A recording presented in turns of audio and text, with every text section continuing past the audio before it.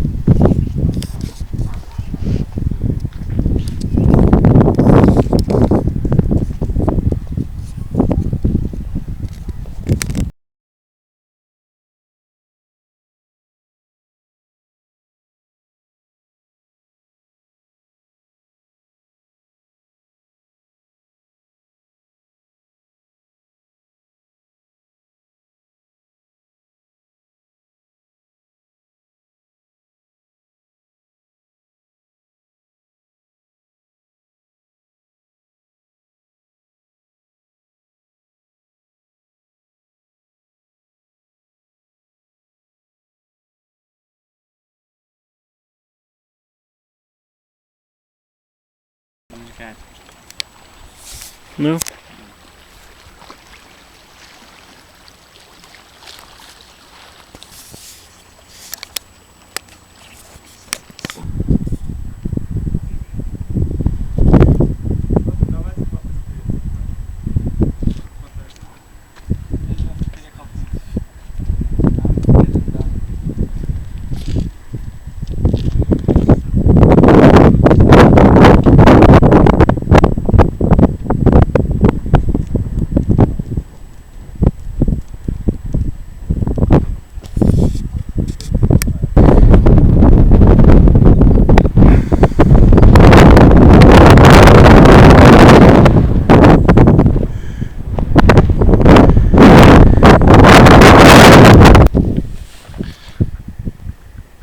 By Lake Yerevan now, and we're getting near to the end of our Armenian trip, so I thought it would be perhaps right to sit and give a few thoughts on how I found the country and what the trip's been like. I've long wanted to go to Armenia, been to Georgia before, but I didn't quite know what to expect. Would it be something like another Balkan country? Would it be something Central Asian? Is it Asia or Europe? And would it live up to my expectations? I mean, I've written novels that have been set here, and I thought, you know, are they going to be remotely accurate, or are they going to be way off the mark? I like Armenia. I really like Armenia. It's one of the few places that I think, yeah, you know what, I could live here for a few years. I like it for a number of reasons. It is quite Balkan. The food is quite Balkan. The lifestyle is quite Balkan. Some of the scenery is, but then some of it's radically different. And I think what you get here at Lake Yerevan is it's almost like the Scottish Highlands. It's very bleak in places. We went to Scenic, and it was a remarkably beautiful place, but a very bleak place. But more than all of that, it has this sense of history, this sense of ancientness. I mean, the church just over there, the first church was founded in the 300s. I mean, Armenia was the oldest Christian nation on earth.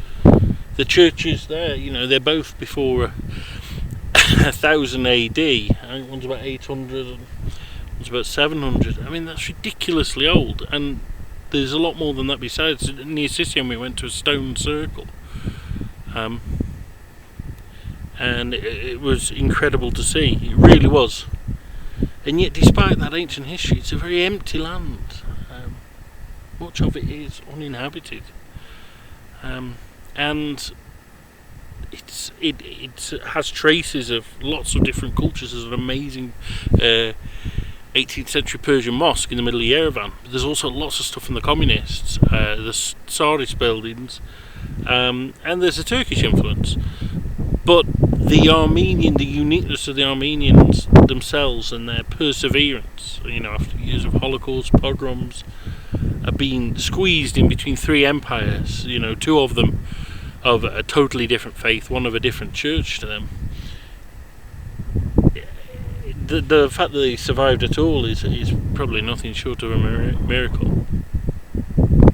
And that comes across when you visit, it really does. And that's what makes it so fascinating.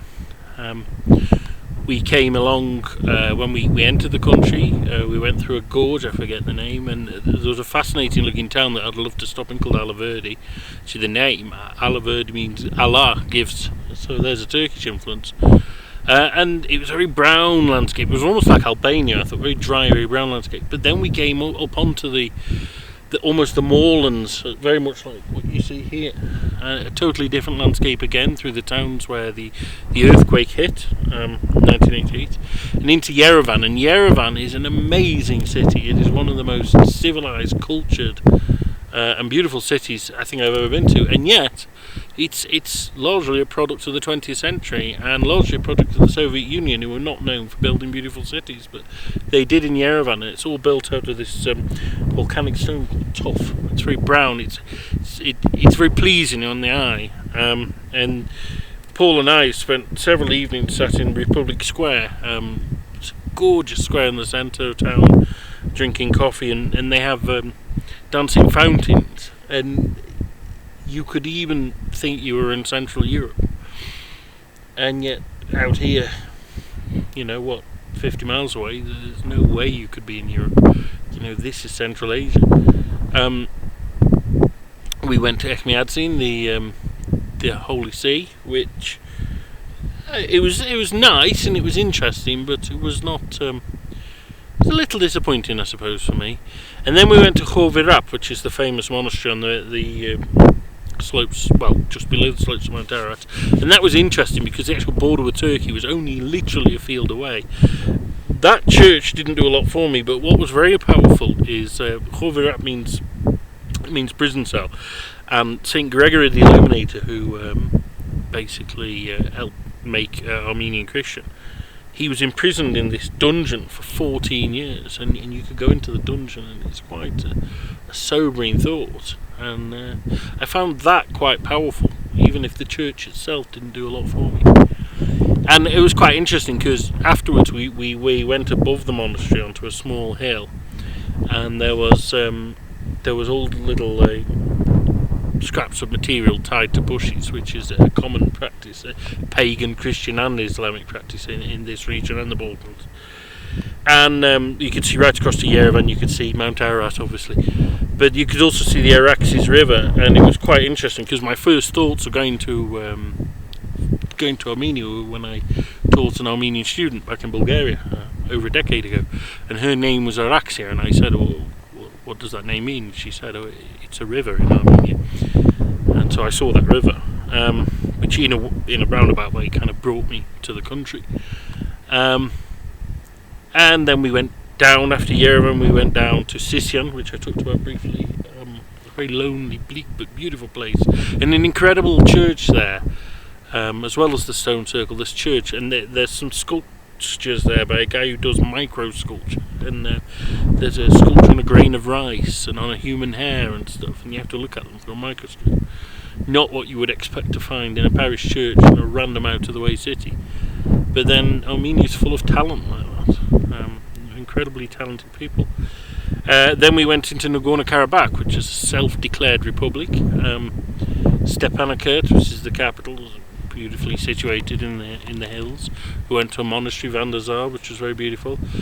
And then the next day we went to land that they captured off the Azerbaijanis in the war, and that was a very sobering experience because there was a whole city, Agdam, a city of about 100,000 people, totally destroyed, every building destroyed, and there was overturned tanks and armoured vehicles scattered across the plain. And the only building standing was the mosque, because they'd kept the mosque standing so as not to be accused of religious intolerance. We drove back. We're now in Yerevan. We've gone out to Sivan today. Tomorrow we'll be going to Garni, the I think it's a Roman or a Greek temple, the only Roman or Greek building in the country, and another famous monastery. And then it's back to Georgia. But I came here to Lake Sevan. I didn't really have great high hopes. The guidebook was not particularly raving about it, but it was somewhere to come. And they say Armenia is a country of 3 lakes, but these days one of them, Lake Van's in Turkey, and another one, I forget the name, is in Iran. And I've been to Lake Van, so I just will go to the second and the third. And I have to say, when we went down to the bottom, it wasn't that impressive. It was very scruffy and messy, and we got ripped off with our cups of tea. But we came up to the monastery just over there, and it was beautiful. Absolute 2 incredibly beautiful churches, especially the smaller one. And both Paul and I found it a really powerful place, and so that's why I thought I would sit a while and reflect on the trip. And recommend to anybody who's listening that Armenia is worth coming to one day.